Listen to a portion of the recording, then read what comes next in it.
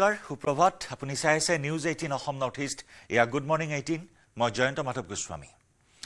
দিল্লীত 4 মহলীয়া অট্টালিকা খহি 4 জনৰ মৃত্যু অট্টালিকা খহি 10 জনৰ অধিক লোক আহত হৈছে 10 জনৰো অধিক লোকক জীৱন্তে উদ্ধাৰ কৰা হৈছে বৰ্তমানে ধ্বংসস্তূপত কেইবাজনো লোক আবদ্ধ হৈ থকাৰ সন্দেহ কৰা হৈছে ঘটনাস্থলীত অব্যাহত আছে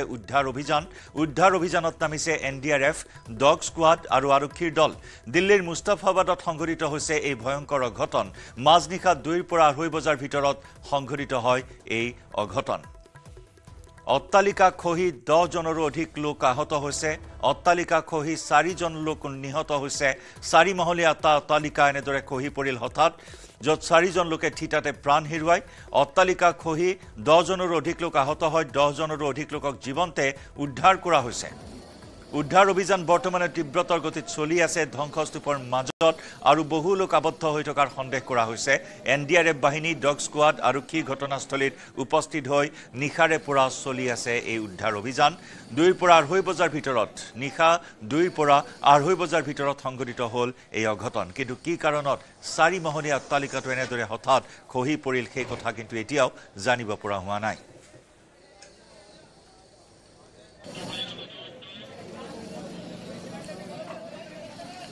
या निखार भागर दृश्य और टीभीर सोफाले या पुआर भागर दृश्य बर्तमान उद्धार अभियान चलाई थका होइसे सम्पूर्ण अंचलटोए जेन एक प्रकार ध्वंसस्तूपत परिणत हुआ परिलक्षित होइसे এটা সুবিশাল অট্টালিকা 4 মহলীয়া এটা সুবিশাল অট্টালিকা এই অট্টালিকাটো খহি পৰাত 4 জন লোকে ঠিতাতে প্ৰাণ হেৰুৱায় দিল্লীৰ মুস্তাফাবাদত সংঘটিত হৈছে এই অঘটন উদ্ধাৰ অভিযান বৰ্তমান যুদ্ধকালীন গতিত চলি থকা পৰিলক্ষিত হৈছে এনডিআৰএফৰ বৃহৎ দল মোতায়েন কৰা হৈছে নিখাৰ পৰাই চলি আছে এই উদ্ধাৰ অভিযান এই 4 মহলীয়া অট্টালিকাটো ধ্বংসস্তূপত আৰু কিছু লোক আবদ্ধ হৈ থকাৰ সন্দেহ কৰা হৈছে যাৰ বাবে এনডিআৰএফৰ এটা বৃহৎ দল ডগ স্কোৱাড আৰু আৰক্ষী ঘটনাস্থলীত বৰ্তমান উদ্ধাৰ অভিযান চলাই আছে 10 জনৰো অধিক লোকক জীৱন্তে উদ্ধাৰ কৰি ততাতৈয়াকৈ হাস্পতালত ভৰ্তি কৰোৱা হৈছে টিভিৰ একেবাৰে বাওপিনে আপুনি প্ৰত্যক্ষ কৰিছে সিসি কেমেৰাৰ ভিজুৱেল য'ত নিশা 2 পৰা 2:30 বজাৰ ভিতৰত এনেদৰে হঠাৎ খহি পৰিল এটা 4 মহলীয়া অট্টালিকা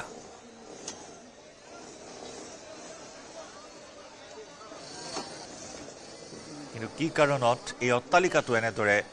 ভাগি পৰিল বা খহি পৰিল সেই কথা এতিয়াও জানিব পৰা হোৱা নাই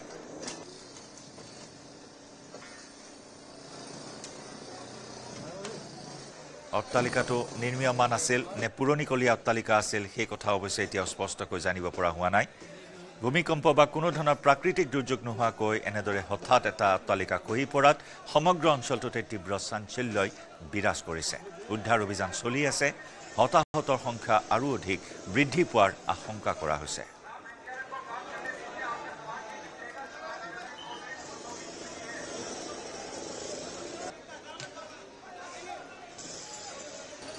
इसमें 2 लड़के रहते हैं इसमें 2 बहुएं रहती हैं उनकी फैमिली रहती है किराएदार रहते हैं इसमें सबसे बड़ी बहू पर 3 बच्चे हैं फिर उससे छोटी पर 3 बच्चे हैं फिर उससे छोटी पर 2 बच्चे हैं तो कुछ पता लगा अभी निकले हैं या अंदर दबे हुए हैं अभी कुछ पता ही नहीं चल रहा अभी दिखाई नहीं दे रहे वो अभी या স্থানীয় লোকৰ ভাষ্য স্থানীয় লোকৰ আৰু কিছু ভাষ্য আগবঢ়াম আমি দেখুৱাই আছো কেইবাটাও দৃশ্য নিশা 2 পৰা 2:30 বজাৰ ভিতৰত এনেদৰে হঠাৎ তাজপাতৰ দৰে খহি পৰিল এটা অট্টালিকা যেটো অট্টালিকাত 4 জন লোকে প্ৰাণ হেৰুৱাইছে এই অঘটন সংঘটিত হোৱাত আনহাতে 10 জনৰ অধিক লোক আহত হৈছে আহতসকলক জীৱন্তে উদ্ধাৰ কৰা হৈছে নিশাই ঘটনাস্থলীত উপস্থিত হয় আৰক্ষীৰ দল এনডিআৰএফ বাহিনী ঘটনাস্থলীত উপস্থিত হৈ নিখাৰ পৰাই চলাই আছে এই উদ্ধাৰ অভিযান সমগ্ৰ অঞ্চলটোতে বৰ্তমান তীব্ৰ চাঞ্চল্য অব্যাহত আছে যথেষ্ট স্থানীয় লোকৰ সমাগম ঘটা পৰিলক্ষিত হৈছে স্থানীয় লোকৰ সহযোগত এনডিআৰএফ বাহিনীয়ে চলাই আছে জোৰদাৰ উদ্ধাৰ অভিযান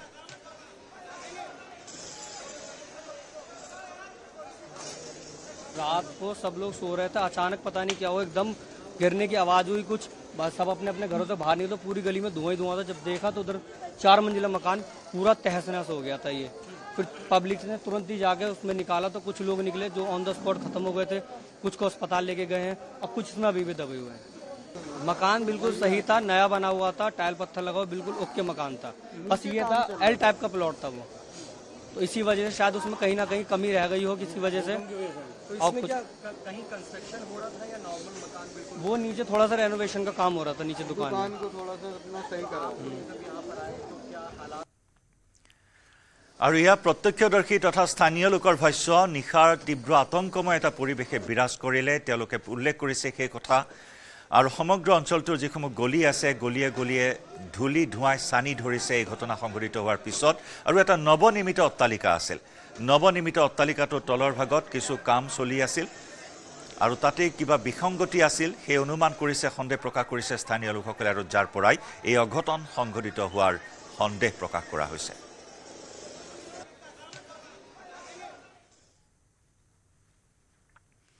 চৌদিশে ৰঙালীৰ আনন্দ অব্যাহত টিংখাং সমষ্টিৰ চহৰিকতা গাঁৱত সোণোৱাল কছাৰীসকলে ঘৰে ঘৰে পৰিৱেশন কৰিলে পৰম্পৰাগত হাইদাং হুঁচৰি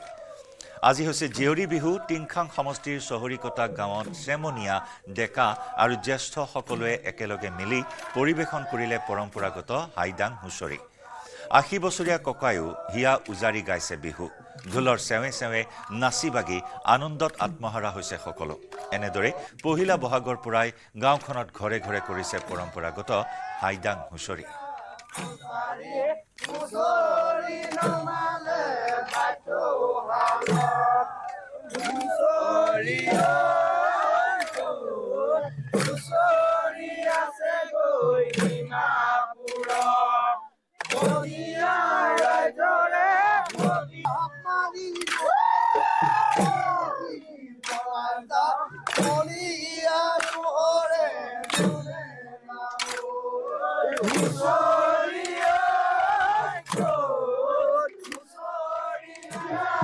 ৰাজ্যজুৰি অব্যাহত ৰঙালীৰ উৎসাহ আৰু আজি জিয়ৰী বিহু আৰু দেখা গৈছে যে সমগ্ৰ ৰাজ্যৰ লগতে সোণোৱাল কছাৰী সম্প্ৰদায় লোকসকলৰ মাজতো উৎসাহ উদ্দীপনা আৰু যিহেতু ঘৰে ঘৰে হুঁচৰি পৰিৱেশন কৰা পৰিলক্ষিত হৈছে আৰু এয়া হৈছে চহৰিকতা গাঁৱৰ দৃশ্য আৰু চহৰিকতা গাঁৱত সোণোৱাল কছাৰী সম্প্ৰদায়ৰ লোকসকলে হাইদাং হুঁচৰি পৰিৱেশন কৰা পৰিলক্ষিত হৈছে এডাল বাঁহ লৈ আৰু সৰু সৰু মাৰিৰে কোবাই এনেধৰণে হাইদাং হুঁচৰি পৰিৱেশন কৰে অতীতৰ পৰা পৰিৱেশন কৰি অহা হাইদাং হুঁচৰি এইবাৰো পৰিৱেশন কৰিছে সোণোৱাল কছাৰী সম্প্ৰদায়ৰ লোকসকলে আমি বিহুৰ মাজলৈ যাম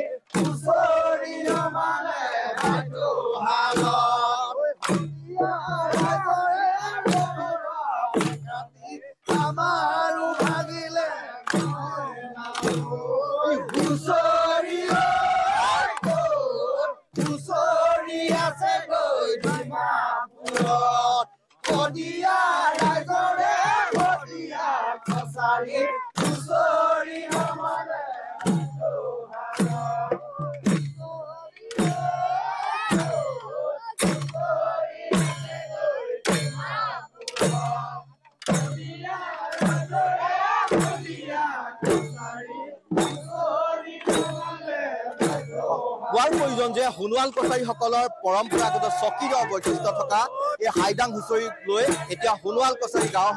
গাঁওখনৰ মাজত ব্যাপক উৎসাহ উদ্দীপনা আমি কথা পাতিম স্থানীয় যুৱক আছে কি ক'ব বিচাৰিব কেতিয়াৰ পৰা পৰিৱেশন কৰিছে কেতিয়ালৈ কৰিব কিমান ধৰণৰ হয় নমস্কাৰ আমি আপোনালোকক এই ঠেগতে আজি শুভেচ্ছা জ্ঞাপন কৰিছো আমি প্ৰথম গৰু বিহুৰ পিছদিনা মানুহ বিহুৰ পৰা পৰম্পৰাগত সোণোৱালৰ ৰীতি নীতিৰে আমি হাইদাং হুঁচৰি পৰিৱেশন কৰিছো আমাৰ গাঁৱত মুঠ 147 ঘৰ মানুহ আছে। আমি প্ৰত্যেকৰ পৰিয়ালতে প্ৰত্যেকৰ চোতালত গৈ আমি সোণোৱালৰ পৰম্পৰাৰে আমি হাইৰাং হুঁচৰি এনেধৰণে উদযাপন কৰি আহিছোঁ। আৰু লগতে আমাৰ আপোনালোকে দেখিছে স্বতঃস্ফূৰ্তভাৱে আমাৰ ৰাইজ ওলাই আহিছে। প্ৰত্যেকে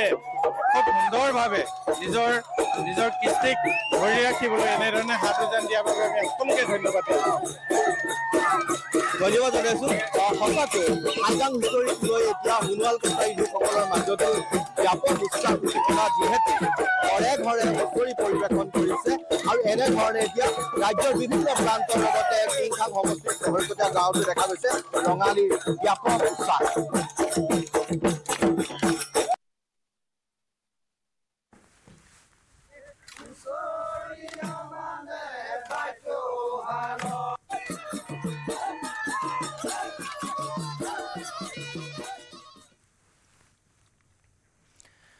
নিৰ্বাচনৰ প্ৰাক্ষণত টিকট বিক্ৰীক লৈ কংগ্ৰেছত হাহাকাৰ। টিকট প্ৰদানত হোৱা দুৰ্নীতিৰ তদন্ত কৰিব প্ৰদেশ কংগ্ৰেছে। তদন্তৰ বাবে প্ৰদেশ কংগ্ৰেছে গঠন কৰিছে 3জনীয়া কমিটি। পঞ্চায়ত নিৰ্বাচনত টিকট প্ৰদানত হোৱা দুৰ্নীতিৰ অভিযোগৰ কৰিব তদন্ত। প্ৰাক্তন কেন্দ্ৰীয় মন্ত্ৰী পৱন সিং ঘাটোৱাৰৰ নেতৃত্বত তদন্ত কমিটি গঠন। কমিটিত সদস্য সচিব হিচাপে আছে ববিতা শৰ্মা। কমিটিত সদস্য হিচাপে আছে প্ৰাক্তন সাংসদ RP শৰ্মা। তত্ত্বাৱধায়ক জিতেন্দ্ৰ সিঙৰ পৰামৰ্শত তদন্ত কমিটি গঠন। নিৰ্বাচনৰ প্ৰাক্ষণত টিকট বিক্ৰীক লৈ কংগ্ৰেছত হাহাকাৰ লাগিছে। অতি ৰহস্যজনকভাৱে ৰাজ্যৰ ঠায়ে ঠায়ে কংগ্ৰেছ প্ৰাৰ্থীয়ে মনোনয়ন প্ৰত্যাহাৰ কৰিছে আৰু সমান্তৰালকৈ টিকট বিক্ৰীক লৈ প্ৰতিক্ৰিয়া অব্যাহত আছে কংগ্ৰেছৰ ভিতৰচৰাত তথা ৰাজ্যৰ ৰাজনীতিত। টিকটৰ দৰদাম এখন বজাৰ কংগ্ৰেছৰ ভিতৰচৰাত গঢ় লৈ উঠিছে, য'ত নেকি 10-15 লাখ টকাত টিকট বিক্ৰী কৰাৰ অভিযোগ উত্থাপন হৈছে। 20-30 লাখ টকালৈ উঠিছে টিকটৰ দাম। এনেকুৱা ধৰণৰ এখন বজাৰ কংগ্ৰেছত আৰু সমান্তৰালকৈ ৰহস্যজনকভাৱে বহু প্ৰাৰ্থীয়ে প্ৰত্যাহাৰ কৰিছে মনোনয়ন।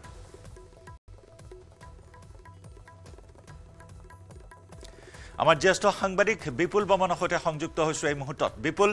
এই ঘটনা তদন্ত কৰিবৰ বাবে তদন্ত কমিটি গঠন কৰা হৈছে পৱন সিং ঘাটোৱাৰৰ নেতৃত্বত। শেহতীয়া আৰু কি খবৰ আছে? হয়, আপুনি ঠিকেই কৈছে যে প্ৰাক্তন কেন্দ্ৰীয় মন্ত্ৰী পৱন সিং ঘাটোৱাৰৰ নেতৃত্বত এখন 3জনীয়া কমিটি কৰি দিছে অসম প্ৰদেশ কংগ্ৰেছ কমিটিয়ে। আৰু তাতে সদস্য হিচাপে আছে ববিতা শৰ্মা আৰু লগতে ইয়াত সদস্য হিচাপে আছে প্ৰাক্তন লোকসভা সাংসদ RP শৰ্মা। কিন্তু কথাটো হৈছে কি যে এই যিটো পঞ্চায়ত নিৰ্বাচন, এই পঞ্চায়ত নিৰ্বাচনত বিভিন্ন জিলাত, অসমৰ বিভিন্ন জিলাত পঞ্চায়তৰ টিকট প্ৰদানৰ নামত কংগ্ৰেছৰ এটা ব্যাপক খেলিমেলি বা বিত্তীয় দুৰ্নীতিৰ অভিযোগ উত্থাপিত হৈছিলে। আৰু আমাৰ হাততো ষ্টিং অপাৰেশ্যনত আমি পাইছিলোঁ যে কামৰূপ জিলাৰ হাজোত, শুৱালকুছিত কেনেধৰণে 1 নম্বৰ বা 3 নম্বৰ জিলা পৰিষদত তেওঁলোকে বৃহৎ অৰ্থৰ বিনিময়ত এনেকুৱা এটা দাম উঠিছে যে 20-25 লাখলৈকে জিলা পৰিষদৰ টিকট বিক্ৰী হৈছিলে। কিন্তু এই গোটেইবিলাক অভিযোগ আচলতে গুৰুত্ব সহকাৰে লৈছে অসম প্ৰদেশ কংগ্ৰেছ কমিটি। আৰু তেওঁলোকে এই যিখন 3জনীয়া কমিটি গঠন কৰি দিছে, তেওঁলোকে ফলাফল ঘোষণাৰ পূৰ্বেই এই দোষীসকলক শাস্তি দিব বুলি কৈছে। আৰু মূলতঃ যিটো APCC যিখিনি অভিযোগ পাইছে যে 5খন জিলাৰ পৰা তেওঁলোকে 17টা কমপ্লেইন পাইছে। গতিকে অসমৰ 5খন জিলা, বিশেষকৈ ধুবুৰী, গোৱালপাৰা, হাইলাকান্দি, মৰিগাঁও, এই জিলাসমূহৰ পৰা যিখিনি অভিযোগ পাইছে, এই অভিযোগৰ ভিত্তিতে 17টা অভিযোগ পাইছে। আৰু জিতেন্দ্ৰ সিং, তেওঁলোকৰ নিখিল ভাৰত কংগ্ৰেছ কমিটিৰ জেনেৰেল ছেক্ৰেটাৰী, তেখেত তত্ত্বাৱধায়ক অসমৰ, তেখেতৰ নিৰ্দেশতে এই কমিটি গঠন হৈছে। গতিকে ভূপেন কুমাৰ বৰা তেখেতেও যোৱাকালি আমাক ইণ্টাৰভিউ দিছিলে যে আমি ফলাফলৰ পূৰ্বে দোষীসকলক শাস্তি দিম। বিশেষকৈ কংকন দাসৰ নাম আমি ক'ব পাৰোঁ যে কামৰূপ জিলাৰ যিগৰাকী সভাপতি, তেওঁৰ নেতৃত্বত ব্যাপক এটা দুৰ্নীতি অভিযোগ উত্থাপিত হৈছে। গতিকে যিসকলে এই পঞ্চায়ত নিৰ্বাচনৰ এই কলা বজাৰ বহুৱাইছিলে, বহু লাখ লাখ টকাত তেওঁলোকে জিলা পৰিষদ, আঞ্চলিক পৰিষদ বা পঞ্চায়তৰ মেম্বাৰৰ টিকট বিক্ৰী কৰিছিলে। বহু ঠাইত তেওঁলোকে নমিনেশ্যন দিব পৰা নাই। এই গোটেইবিলাকৰ বিৰুদ্ধে কঠোৰ শাস্তি প্ৰদান কৰিব APCC। আৰু তাৰ বাবে 3জনীয়া কমিটিয়ে আজিৰ পৰাই তেওঁলোকে তদন্ত প্ৰক্ৰিয়া আৰম্ভ কৰিব। জয়ন্ত, ধন্যবাদ বিপুল।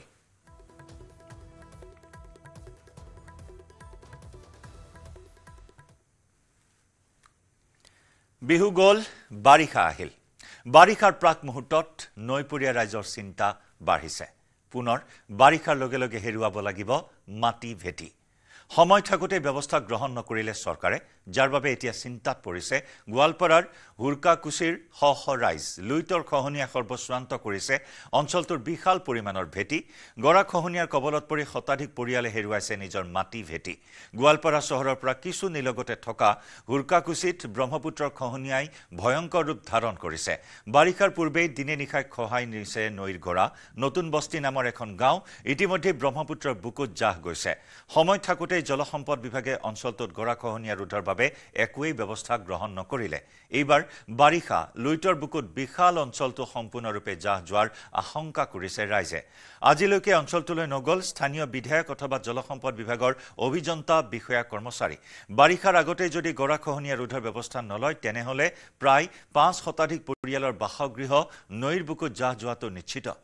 একেদৰে গোৱালপাৰাৰ পঞ্চৰত্নৰ 46 নম্বৰ ৰাজ্যিক ঘাইপথো নদীৰ বুকুত জাহ যোৱাৰ উপক্ৰম হৈছে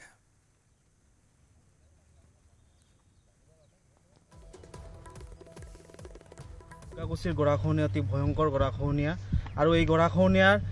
ইয়াতে দুটা গাঁও আছে এটা আছিল নতুন বস্তি নামৰ এটা গাঁও আছিল সেই গাঁৱত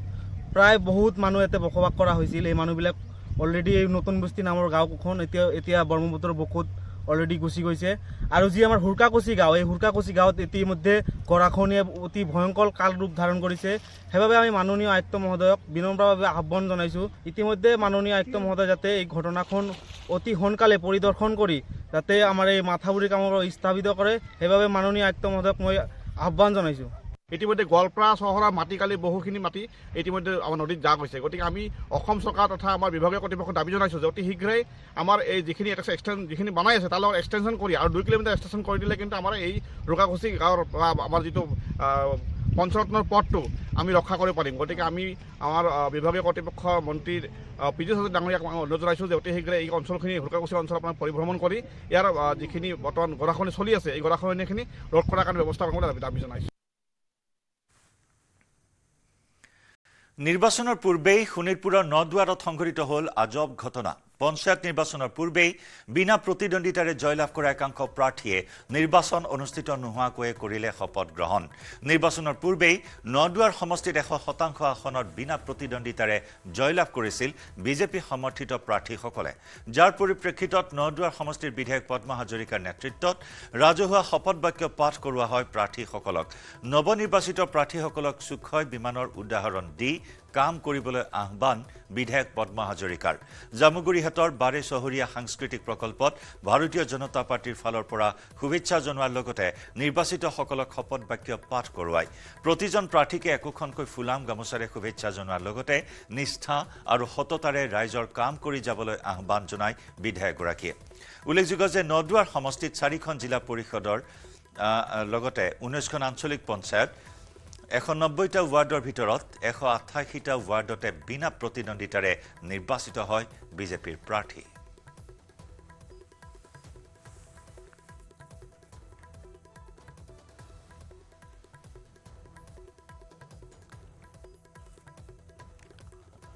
আমাৰ সাংবাদিক ধনেশ্বৰ কলিতাৰ সৈতে সংযুক্ত হৈছোঁ ধনেশ্বৰ এক আজব ঘটনা এক প্ৰকাৰে নজিৰবিহীন ঘটনা শোণিতপুৰৰ নদুৱাৰত এনেদৰে পঞ্চায়ত নিৰ্বাচন অনুষ্ঠিত হোৱাৰ পূৰ্বেই বিনা প্ৰতিদ্বন্দ্বিতাৰে জয়লাভ কৰা একাংশ প্ৰাৰ্থীয়ে শপত গ্ৰহণ কৰিলে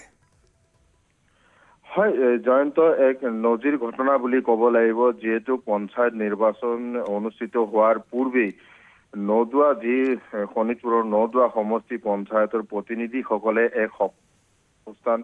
অনুষ্ঠানত অংশগ্ৰহণ কৰিলে আৰু এই যিসকল প্ৰাৰ্থী জয়ী হৈছিলে এই প্ৰাৰ্থীসকলক শপত গ্ৰহণ কৰোৱা হয় মই কৈছো যে যিহেতু নদুৱা সমষ্টিত এইবাৰ বিনা প্ৰতিদ্বন্দ্বিতাৰে তেখেতসকলে যি পঞ্চায়ত আসনসমূহ 100% পঞ্চায়ত আসন দখল কৰিবলৈ তেখেতসকল সক্ষম হৈছে আৰু কালি যেহেতু নদুৱা সমষ্টিৰ 100% যি পঞ্চায়ত আসন দখল কৰিছিল বিজেপিয়ে সেই পঞ্চায়ত আসনখনৰ 4খন আসন জিলা পৰিষদৰ 4খন আসন 19খন আঞ্চলিক পঞ্চায়তৰ 19খনতে বিনা প্ৰতিদ্বন্দ্বিতাৰে নিৰ্বাচিত হোৱাৰ লগতে 190টা ৱাৰ্ডৰ ভিতৰত 188টা ৱাৰ্ডতে তেখেতসকলে বিনা প্ৰতিদ্বন্দ্বিতাৰে বিজেপি প্ৰাৰ্থীসকল জয়ী হ'বলৈ সক্ষম হৈছিল আৰু যেহেতু কালি সন্ধিয়া ভাগত এই প্ৰতিনিধিসকল যি পঞ্চায়তৰ প্ৰতিনিধিসকল আছিলে সেই প্ৰতিনিধিসকলক জামুগুৰি হাটৰ বাৰে চহৰীয়া যি সাংস্কৃতিক প্ৰকল্প আছে সেই প্ৰকল্পত ভাৰতীয় জনতা পাৰ্টীৰ নদুৱা সমষ্টিৰ ফালৰ পৰা শুভেচ্ছা জনোৱাৰ লগতে ৰাজহুৱা শপত বাক্য পাঠ কৰোৱা হয় আৰু এই শপত বাক্য পাঠ কৰোৱাই ভাৰতীয় জনতা পাৰ্টি শোণিতপুৰ জিলাৰ সভানেত্ৰী মধুস্মিতা হাজৰিকাই আৰু এই শপত বাক্য অনুষ্ঠানত নদুৱা সমষ্টিৰ যিজন বিধায়ক পদ্মা হাজৰিকা উপস্থিত আছিল আৰু পদ্মা হাজৰিকাই কিন্তু এই শপত গ্ৰহণৰ পাছতে এই যিসকল প্ৰতিনিধি পঞ্চায়তৰ যিসকল প্ৰতিনিধি জয়ী হৈছিল বিনা প্ৰতিদ্বন্দ্বিতাৰে যিসকল প্ৰতিনিধি জয়ী হ'বলৈ সক্ষম হৈছিল সেই প্ৰতিনিধিসকলক কিন্তু এটা কথা কৈছিল যে সুখয় বিমান যিমানেই ওপৰলৈ নুৰক কিয় ইন্ধন শেষ হোৱা হ'লেই পুনৰ মাটিলৈ উভতি অহাৰ দৰে আহিব আৰু সেই কাৰণে সকলো প্ৰতিনিধিকে বিগত 5 বছৰ ৰাইজৰ মাজত থাকি ৰাইজৰ কাম কৰিবলৈ তেখেতসকলে অনুৰোধ জনাইছিল কাৰণ ৰাইজৰ মাজত থাকি ৰাইজৰ লগত থাকিলেহে তেখেতসকলে বিগত আকৌ 5টা বছৰত তেখেতসকলে এই পঞ্চায়ত প্ৰতিনিধিসকল জয়ী হ'বলৈ সক্ষম হ'ব এনেধৰণৰ তেখেতৰ এক বক্তব্য আছিল পঞ্চায়ত যি নৱনিৰ্বাচিত প্ৰতিনিধিসকল বিধায়কগৰাকীয়ে আহ্বান জনোৱাৰ লগতে সভাত এই যিখন পঞ্চায়ত শপত গ্ৰহণ অনুষ্ঠান অনুষ্ঠিত হৈছিল সেই শপত গ্ৰহণ অনুষ্ঠানত কিন্তু নদুৱা সমষ্টিৰ ভালে সংখ্যক লোক উপস্থিত আছিল বিজেপিৰ যিসকল কৰ্মকৰ্তা আছিল এই কৰ্মকৰ্তাসকলৰ উপস্থিতিতে কিন্তু ভাৰতীয় জনতা পাৰ্টিৰ যি শোণিতপুৰ জিলাৰ সভানেত্ৰী মধুস্মিতা হাজৰিকাই তেখেতসকলক শপত পাঠ কৰোৱাইছিল নিশ্চয় ধনেশ্বৰ বিৰোধীৰ অস্তিত্ব শূন্য কৰি বিৰোধীৰ অস্তিত্ব ধূলিসাৎ কৰি এয়া নদুৱাৰ সমষ্টিত এক প্ৰকাৰ অভিলেখ সৃষ্টি কৰিলে বিজেপি ধন্যবাদ পথ দুৰ্ঘটনাত আহত হোৱাৰ পিছতো জুবিনৰ সংগীতানুষ্ঠানত বাদ্য সংগত কৰিলে 3 গৰাকী বাদ্যযন্ত্ৰীয়ে মূৰত চিলাই হাত আৰু ভৰিত বেণ্ডেজ লৈ মঞ্চত উঠিল বাদ্যযন্ত্ৰী প্ৰিয়াংকু বৰদলৈ শেখৰ জ্যোতি গোস্বামী আৰু ঋষভ ভূঞাই পাঠশালাত জুবিন গাৰ্গৰ সংগীতানুষ্ঠানত ভাগ ল'বলৈ যোৱাৰ বাটত সাংসাৰী চৌকিগেট উৰণ সেতুত দুৰ্ঘটনাত পতিত হৈছিল 4 গৰাকীকৈ বাদ্যযন্ত্ৰী সমীপতে প্ৰাথমিক চিকিৎসাৰ অন্তত বাদ্যযন্ত্ৰী কেইজনক যাবলৈ দিয়া হয় এই দুৰ্ঘটনাত বাদ্যযন্ত্ৰী কেইগৰাকীৰ 4চকীয়া বাহনখনো ক্ষতিগ্ৰস্ত হয় এক ভয়ংকৰ দুৰ্ঘটনাৰ সন্মুখীন হয় জুবিন গাৰ্গৰ বাদ্যযন্ত্ৰৰ শিল্পীসকল সাংসাৰীৰ চৌকিগেটত দুৰ্ঘটনাত পতিত হয় বাদ্যযন্ত্ৰী শিল্পীৰ বাহনখন 4চকীয়া বাহনখন এনেদৰে ক্ষতিগ্ৰস্ত হৈছে আমি দৃশ্য দেখুৱাইছো সাংসাৰীত প্ৰাথমিক স্বাস্থ্য গ্ৰহণ কৰাৰ পিছত তেওঁলোকক যাবলৈ দিয়া হয় আৰু এনেদৰে আঘাতপ্ৰাপ্ত অৱস্থাত মূৰত চিলাই হাত ভৰিত বেণ্ডেজ লৈ পাঠশালাত জুবিন গাৰ্গৰ সংগীতানুষ্ঠানত বাদ্যত সংগত কৰিলে 3 গৰাকীকৈ শিল্পীয়ে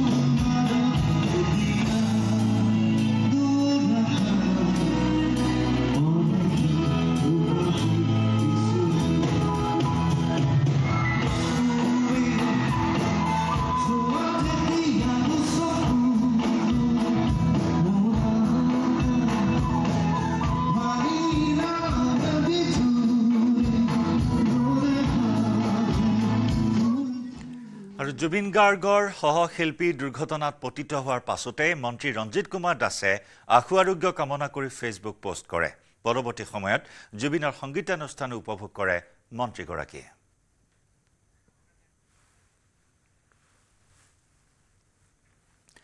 অবৈধভাৱে ধন সংগ্ৰহ কৰি গ্ৰেপ্তাৰ হ'ল পৰিবহন বিষয়া।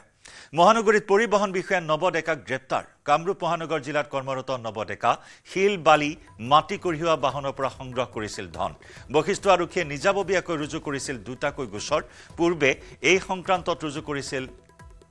গোচৰ আৰু 5 জনক গ্ৰেপ্তাৰ কৰা হৈছিল। এবাৰ মহানগৰীত পৰিবহন বিষয়া নৱ ডেকাক গ্ৰেপ্তাৰ কৰা হৈছে। কামৰূপ মহানগৰ জিলাত কৰ্মৰত নৱ ডেকা শিল বালি মাটি কঢ়িওৱা বাহনৰ পৰা অবৈধভাৱে সংগ্ৰহ কৰিছিল ধন।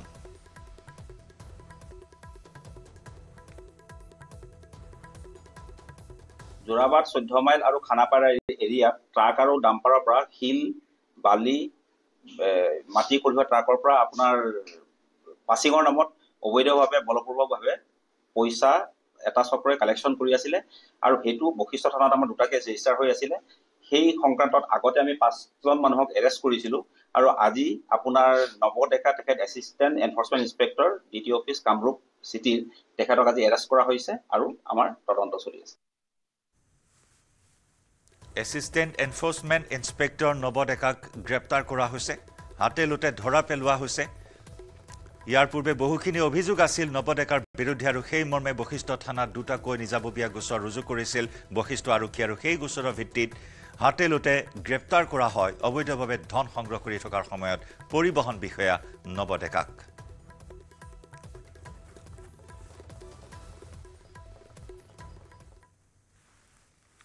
মহানগৰীৰ পানী খাইটিত ৰাইজৰ ৰোষত কিশোৰী অপহৰণকাৰী। ধৃত অপহৰণকাৰীটো বৰপেটাৰ মব জেইল খান। 15 এপ্ৰিলত GS ৰোডৰ শ্ৰীনগৰৰ পৰা অপহৰণ কৰিছিল এগৰাকী কিশোৰীক। চন্দ্ৰপুৰৰ গোবৰ্ধনত কিশোৰীগৰাকীক নমাই থৈ পলায়নৰ চেষ্টা কৰিছিল মব জেইলে। ৰাইজে খেদি খেদি আটক কৰে অপহৰণকাৰীটোক। ৰাইজে উত্তম মধ্যম সোধাই আৰক্ষীক গতাই দিয়ে। কিশোৰীগৰাকীৰ অপহৰণৰ ঘটনা সন্দৰ্ভত দিছপুৰ থানাত এজাহাৰ দাখিল কৰিছিল ভুক্তভোগী পৰিয়ালে। GS ৰোডৰ আইতাকৰ ঘৰত আছিল চন্দ্ৰপুৰৰ গোবৰ্ধনৰ কিশোৰীগৰাকী।